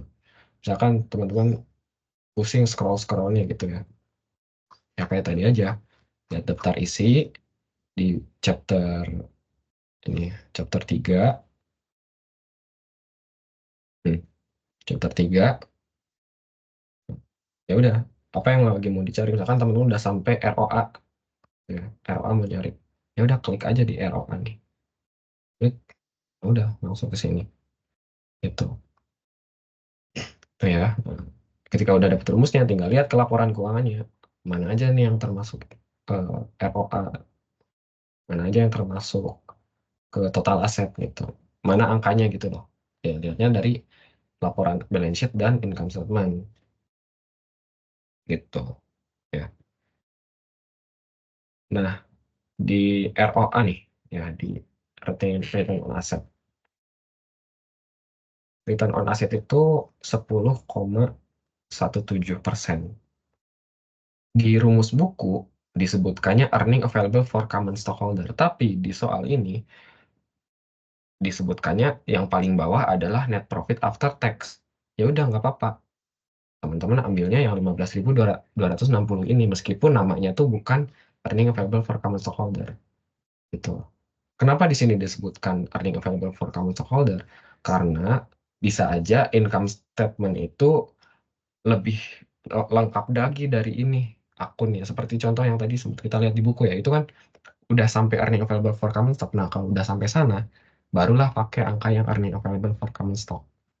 Tapi kalau berhubung di soal UTS ini, di income statement-nya paling bawah itu perhitungannya net income, sorry, net profit after tax atau NPAT, ya udah untuk menghitung ROA pakainya yang 15.260 ini gitu. Jadi teman-teman nggak perlu pusing kayak ini kok di buku earning available for common stock tapi di income statement di soalnya nggak ada yang namanya EFCS, nggak ada yang namanya earning available for common stock gitu. Kan nggak ada di sini. Ya nggak apa-apa, teman-teman nggak usah pusing, pakai aja yang paling bawah gitu. Paling bawahnya kan ini, pakai yang ini. Dibagi total aset. Nah, total aset 150.000 dolar gitu ya. Terus apa lagi yang harus diperhatiin ya? Hmm. Udah sih paling itu dulu untuk yang rasio ya. Terus sekarang kita masuk ke analisisnya, analisis time series dan cross sectional. Di sini kita nggak usah pakai soalnya lagi. Kita fokus ke Excel aja. Ya, kita fokus ke Excel-nya. Teman-teman perhatikan, kita bakal menganalisis time series dulu. Ya. Time series, kita langsung spill aja lah semua ya. Yang menjadi perhitungan kita itu kan ini ya, actual 2020. Ini yang jadi perhitungan kita. Aku ini dulu dah, warnain dulu biar kelihatan beda. Nah, ini yang kita hitung, yang kita kuningin ada yang kita hitung. Kita bandingkan yang kuning ini dengan actual 2019 untuk time series ya. Kita bandingkan yang ketika perubahannya tuh seperti ini, apakah ini tuh bagus apa buruk? Tuh. Nah, teman-teman, untuk current ratio, ya, sebenarnya ini banyak apa ya istilahnya? Banyak notes atau banyak disclaimer-nya dulu. Karena apa, Kak? Karena dalam kenyataannya di industri yang berbeda, pasti standar current ratio itu berbeda juga. Di industri perbankan dengan industri manufaktur, itu berbeda standar current ratio-nya. Tapi secara general, biasanya current ratio itu angkanya 1 ke atas gitu. 1 sampai 1,5 atau maksimal itu di 2. Jadi intinya, kalau misalkan kondisinya itu seperti ini, ya, harusnya semakin tinggi semakin baik gitu. Jadi kalau di buku disimpulkannya seperti itu aja karena mencari apa ya, memukul rata aja kalau di buku gitu kan. Tidak melihat seperti industrinya apa gitu kan, atau perusahaannya apa gitu, nggak melihat seperti itu. Jadi intinya kalau untuk current ratio itu semakin tinggi semakin baik seharusnya. Makanya kalau di sini terjadi penurunan maka disebut bad ya analisisnya. Begitupun juga quick ratio, di sini ada penurunan. Nah, untuk average collection period ya, berdasarkan buku juga average collection period nih, kita lihat activity ya, activity.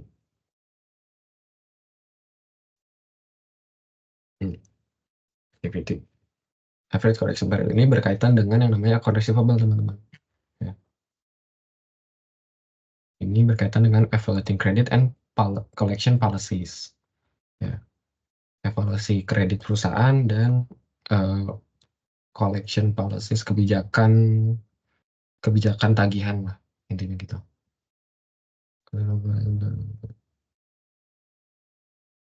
Ya. Jadi intinya teman-teman kalau untuk yang average collection period ini berdasarkan yang ada di paragraf semua ini, semakin cepat semakin baik, itu aja. Itu intinya teman-teman. Semakin cepat semakin baik. Nah, di sini keadaannya malah makin lama gitu, dari 36 hari ke 57 hari. Makanya di bad. Tuh. Inventory turnover ratio ini semakin tinggi semakin cepat juga semakin baik, teman-teman. Makanya di sini katakan good. Dan yang lain-lainnya kalau udah yang bentuknya profitability, teman-teman, yang persentase ini udah pasti kalau angka persentasenya semakin tinggi maka itu semakin baik. Nah, di sini kondisinya ada yang turun, ada yang juga naik. Ini bad, ini good. Ya. Teman-teman jangan fokus dulu ke industri average ya. Jangan dulu fokus ke sini, tapi fokusnya ke 2019-2020-nya dulu. Oke? Lalu untuk apa ya? Nah, ini juga nih, price earning ratio dan PBV. Ini juga banyak notasi atau istilahnya banyak disclaimer. Di setiap industri Di setiap perusahaan pasti ada standar PER dan PBV yang khusus. Jadi sulit sebenarnya untuk memukul rata, tapi pada kenyataannya dosen pasti bakal memukul rata bahwa PER dan PBV semakin tinggi itu semakin baik. Dengan asumsi apa? Dengan asumsi bahwa ketika PER dan PBV semakin tinggi, kita berpikir bahwa investor itu punya perspektif positif terhadap perkembangan perusahaan. Makanya PER dan PBV-nya itu meningkat gitu. Itu yang menjadi asumsi dasar kenapa dosen memukul rata bahwa PBV dan PER itu semakin tinggi semakin baik. Padahal kenyataannya PBV ataupun PER gitu melihat seberapa worth it saham tersebut atau perusahaan tersebut dinilai. Tuh. Intinya kan kalau market per book value ratio ini membandingkan harga pasar dengan nilai buku perusahaan itu seberapa jomplang gitu istilahnya. Nah, kalau ini cara perhitungannya itu kita melibatkan harga saham dan juga lembar saham yang beredar. Ya. Makanya di sini teman-teman bisa lihat di formula barnya ya. 2,5 dibagi ini itu dari yang laporan keuangannya ya. Ini dari book value atau dari common stock-nya. Common stock-nya dibagi dengan lembar saham yang beredar yang 3.000. Ini ada di soal. Tadi sempat kita baca juga di soal di bagian atas harga lembar sahamnya itu di market adalah 2,5 dolar.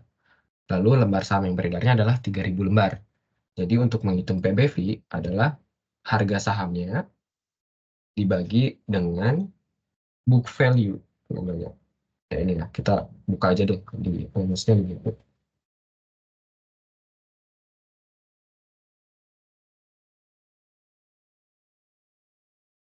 Value. Share. Ini market ratio. Ya, market book ratio. Market price per share of common stock-nya dibagi book value. Nah, dalam menghitung book value, kita menghitungnya dengan cara ini. Common stock equity dibagi numbers of share of common stock outstanding. Itu. Ya, teman-teman kalau mau perihal melihat rumus, semuanya udah ada di buku. Ya, tinggal teman-teman jangan sampai salah masukin angkanya aja. Nah, itu time series. Cross-sectional, kita akan membandingkan dengan industry average. Ya. Sama seperti tadi sih ininya. Aturan menilainya itu sama seperti tadi. Apakah lebih tinggi atau lebih rendah gitu. Apakah meningkat apa menurun.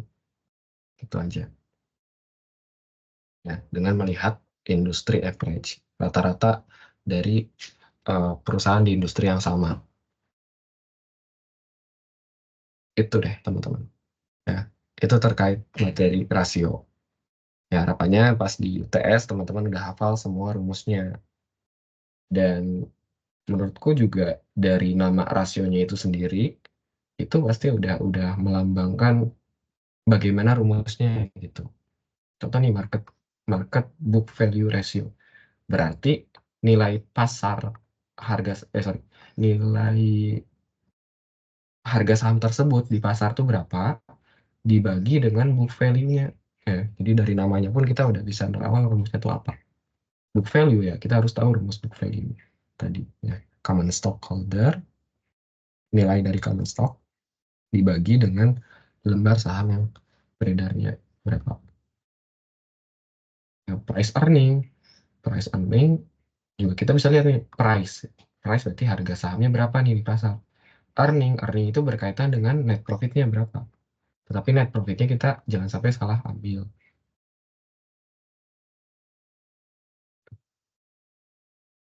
Kita pakainya yang net profit after tax. Oke, karena kan di sini ada beberapa profit ya. Ada operating profit, ada net profit before tax, ada net profit after tax. Kalau nanti misalkan di income statement ada lagi tambahan earning available for common stock, pakainya yang itu, pakai yang paling bawah. Ya.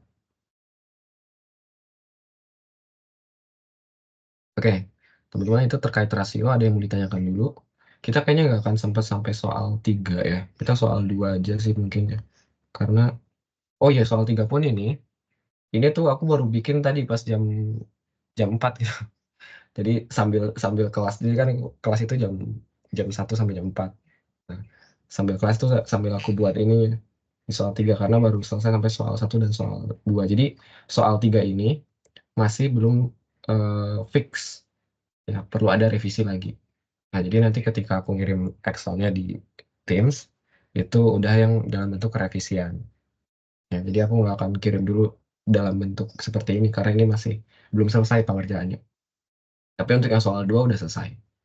Kalau soal 2 sebenarnya gampang dan singkat Eh, juga sih. Kakak, Ya. maaf banget motong, tapi aku mau tanya yang balance sheet karena terkait ini waktunya nggak cukup. Aku mau tanya kan ini kalau misalnya sebenarnya net fixed asset di balance sheet sekarang itu Hmm. apakah kita bawa lagi buat pro forma balance sheet di tahun mendatang? Iya, dibawa. Kalau misalkan tidak ada, kan di soal tuh, ini ya, kita buka lagi soalnya. Di soal dikatakan tidak ada pembelian mesin baru. Nah, ini mesin baru ini terkait fixed asset pasti. Nah, artinya ketika dikatakan tidak ada pembelian mesin baru, nilainya itu tetap sama dari 2020 ke 2021. Ya, nilai fixed assetnya akan sama. Dan kita bawa juga. Eh, Kemarin aku ada tugas MK, Kak. Terus di soalnya Mm-mm. itu dikasih tahu bahwa ada pembelian mesin dan depresiasi. Berarti di dalam Mm-mm. proforma itu nanti nilai net fixed assetnya bertambah ya, Pak? Kak, sorry. Iya, betul. Tergantung ya, bertambah atau berkurangnya. Kalau misalkan depresiasinya itu nilainya lebih besar, berarti nanti angkanya akan sedikit mengecil atau sedikit berkurang gitu. Tapi misalkan nilai depresiasinya itu tidak terlalu besar, angkanya pasti akan bertambah dari tahun sebelumnya ke tahun sekarang gitu. Angkanya berubah. Oh, oh berarti nilai entah itu akan ada pembelian ataupun nggak ada pembelian mesin baru, nilai net fixed asset bakal tetap dibawa ke dalam net fixed asset balance sheet sebelumnya bakal tetap dibawa ke performa balance sheet ya, Kak? Sesuai Oh konteks, iya, tapi kayak misalnya kalau ada penambahan ya penambahan, tapi yang pasti net fixed asset tuh berasalnya dari balance sheet yang awal. iya betul. Jadi kita perhitungkan juga nih dari yang tahun sebelumnya tuh kita bawa nilainya. Kalau ada pembelian berarti kan ini bertambah nih, bertambah. Ada pembelian bertambah, tapi kita lihat juga ada depresiasinya tuh dari yang tahun sebelumnya. Berarti setelah kita tambah dengan si mesin baru, kita juga harus mengurangi dengan nilai depresiasinya gitu. Cara kita ngitung nanti untuk masukin ke angkanya di sebelah sini. Oke, Kak. Makasih. Oke, itu aja Rahma. Ada lagi terkait yang ini? Soalnya kita nggak akan terlalu bahas di sini, kita bahas soal dua. Barangkali masih ada yang bingung terkait di Udah proforma sih, Kak. balance sheet. Udah ya? Oke. Tapi itu nggak ada external financing requirement ya, Kak? Nah, iya itu bisa jadi ada karena di sini aku belum selesai ngerjainnya. Kalau misalkan nanti ada yang tidak balance, itu pasti akan ada akun tambahan. Namanya tuh betul tadi yang tadi Rahma sebutkan, RFN ya. Itu external financing. Iya. Ya, itu dimungkinkan ada Oke, Rahma. Kak. Kalau misalkan Rahma ngitung terus ada kurang balance ya, itu pasti akan ada RFN. Tapi harus dipastikan dulu itu kurang balance-nya itu di komponen lainnya udah benar semua angkanya gitu. Ketika udah cross check 2-3 kali barulah memutuskan untuk RFN, akun tambahan. Itu ya. Teman-teman kalau ada yang bingung juga boleh tanyakan ya. Kita sedikit lagi waktunya ya, 5 menit lagi menuju azan maghrib. Kita langsung mulai aja ke soal 2.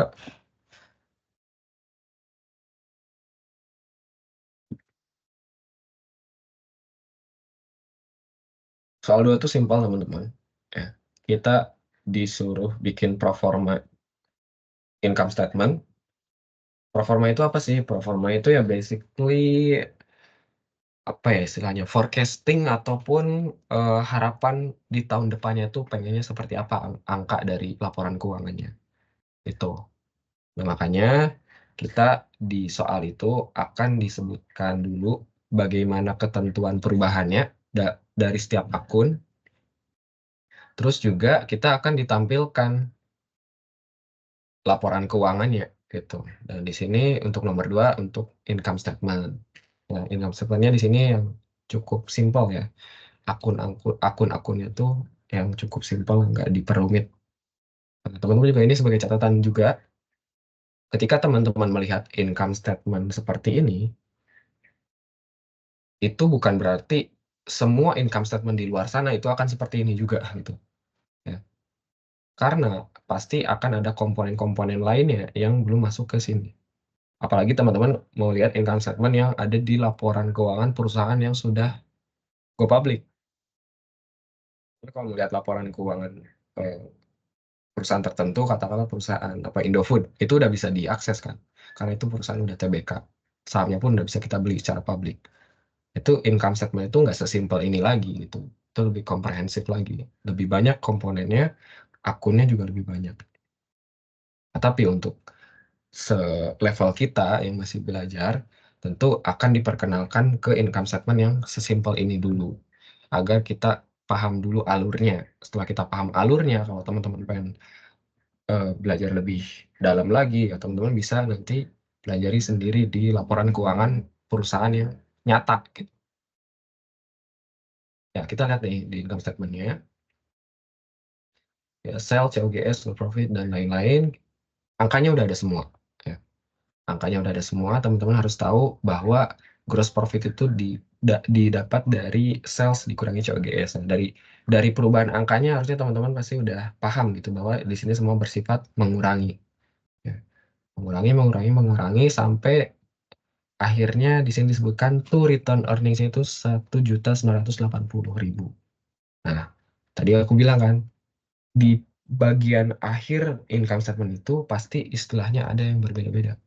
Ada yang cuma akhirnya sampai sampai sini doang ya, sampai earning after tax doang tadi kan, sempat kita kerjain juga. Ada yang akhirnya itu EAFCS, ada yang akhirnya seperti ini, tuh return earnings. Nah, sebenarnya ini sama aja dengan EAFCS. Ini juga sama aja sebenarnya kalau misalkan kita istilahkan EFCS itu bisa aja kita sebutkan sebagai earning after tax. Nah, tapi intinya untuk di soal nomor 2 ini, bentar, tutup jendela dulu ya teman-teman. Kayaknya berisik.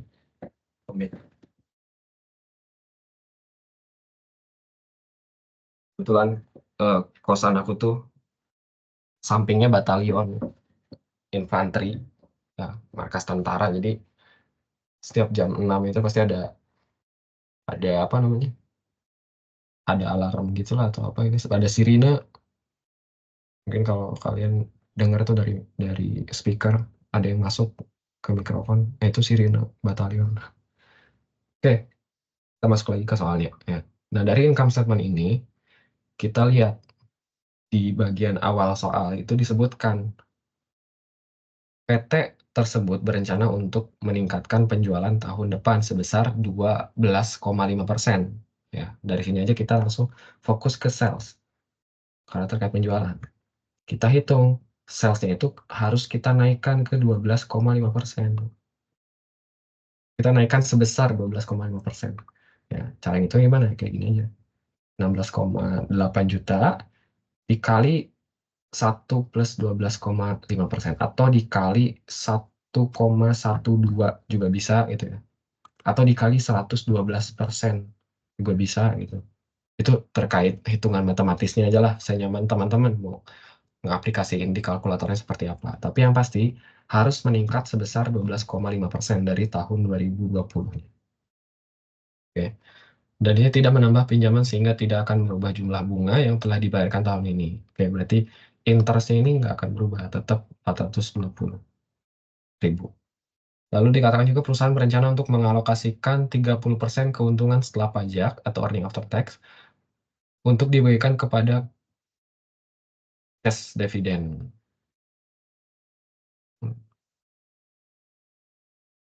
Oke, earning after tax yang ada di sini ya, kita kalikan 30%-nya.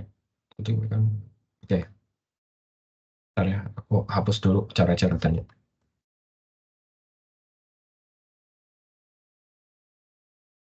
Sini coba aku delete dulu ya. Jadi teman-teman, kan tadi setelah kita masukin kenaikan sales-nya, semuanya itu selain sales, angkanya tetap sama. Sampai di cash dividend baru ada perbedaan lagi. Ya, kenapa? Dia katakan bahwa dividen payout ratio-nya itu adalah 30% dari earning after tax. Ya. Jadi, kita hitung cash dividend-nya adalah dengan earning after tax 4 juta sekian ini dikali 30%. Sama dengan 1,4 juta ini. Ya. Dari itu, return earning-nya tinggal kita ini kan aja. Ya, tinggal kita kurangi earning after tax dikurangi cash dividend-nya. Jadilah 3.400.000. Yuk teman-teman. By the way, udah azan maghrib ya di sini. Buka puasa dulu. Teman-teman juga pada minum dulu. Ya, sebenarnya udah selesai juga sih. Tuh, barangkali ada yang mau ditanyain aja.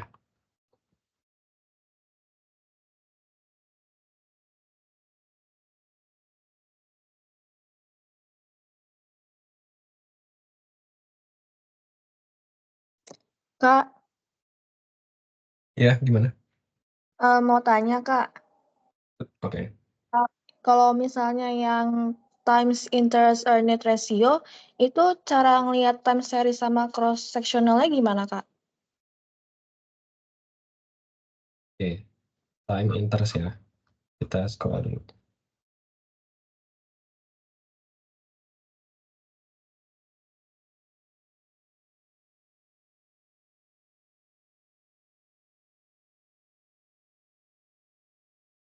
Di halaman berapa itu ya? Time interest. 150 Kak. Oke.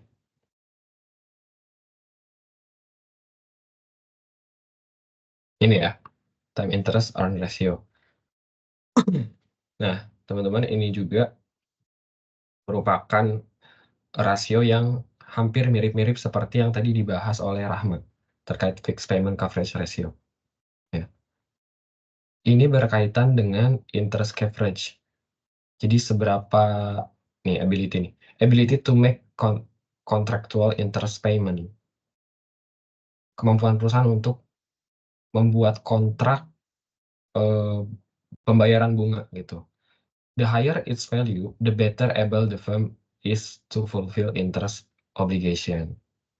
Semakin tinggi angkanya, maka itu memperlihatkan bahwa perusahaan semakin bisa memenuhi bunga dari obligasi tersebut, dari obligasi yang diterbitkan oleh perusahaan.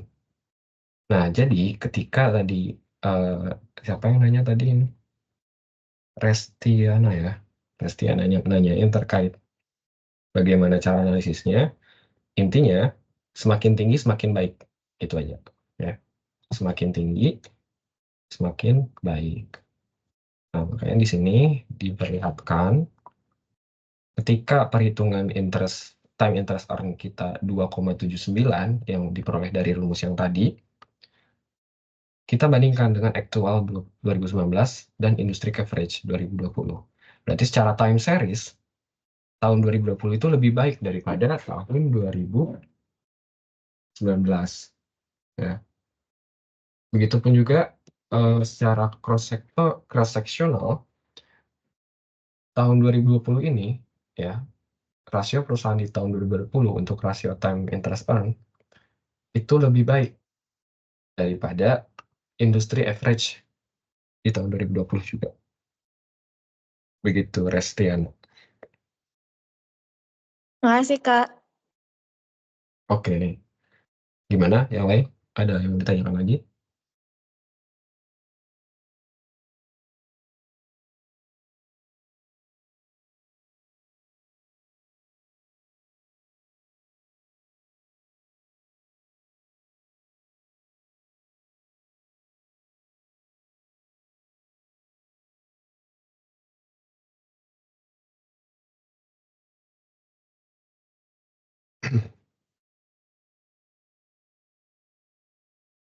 Gimana? Nah, teman-teman, untuk soal yang ketiga, ini aku harus kerjain lagi, harus aku lanjutin dulu ya. Jadi mungkin yang akan aku share di malam ini itu soal 1 dan soal 2 dulu. Soal 3 aku keep dulu untuk dilanjutkan. Dan aku pun jujur nggak bisa ngelanjutin malam ini karena harus ada kewajiban yang dikerjakan di malam ini. Jadi mungkin ini besok atau ya kapanpun kalau udah selesai langsung aku share lah gitu intinya. Ya. Cuman aku kasih gambaran aja ya.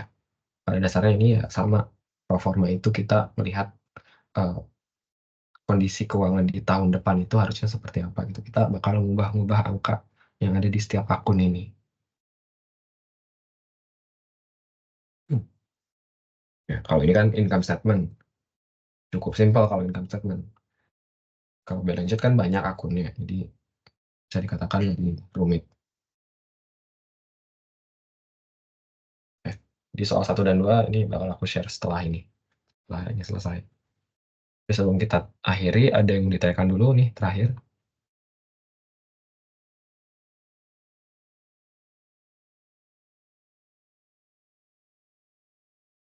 Oke, sepertinya nggak ada ya, karena mungkin pada buka puasa juga. Jadi untuk mentoring di hari ini cukup sekian ya teman-teman. Semangat buat UTS-nya nanti. Jangan lupa belajar lagi ya, belajar terus sampai hafal rumusnya. Yakin kalau udah paham dengan rumusnya, kalian nggak usah ingat-ingat lagi pada saat UTS gitu, karena kalian udah paham secara konsep, bukan sekedar paham rumus doang, tapi paham secara konsepnya. Aku pun jujur ya, ketika ngerjain ini, ya, ketika ngerjain yang ini, aku belum dapat buku sumber yang tadi gitu, belum dapat buku sumber yang ini. Ya, aku udah waktu dulu baca di semester 2, tapi tadi pun aku minta ke panitia senat untuk boleh tolong kirimin lagi nggak bukunya gitu. Dan baru dikirim itu sebelum kita sesi pertemuan ini gitu. Kenapa? Karena aku udah sering denger rumus ini. Meskipun ini udah lama dibahas kalau di kelas, tapi kalau untuk di Galvez, ini tuh yang paling sering disebutkan di sesi belajar bareng. Itu makanya secara konsep, alhamdulillah udah di luar kepala. Itu. Nah, semoga teman-teman juga nanti pada saat UTS bisa hafal juga ya, nilai UTS-nya maksimal. Ya. Terus udah sih paling itu aja ya teman-teman. Nanti bakal diambil alih lagi oleh Farah ya.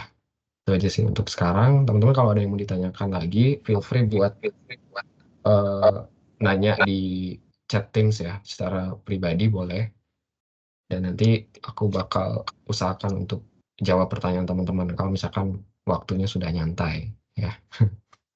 Oke, itu aja paling dari aku ya teman-teman. Thank you buat pertemuan kali ini. Ya, thank you atas partisipasi dan antusiasmenya. Aku kembalikan lagi ke Farah ya.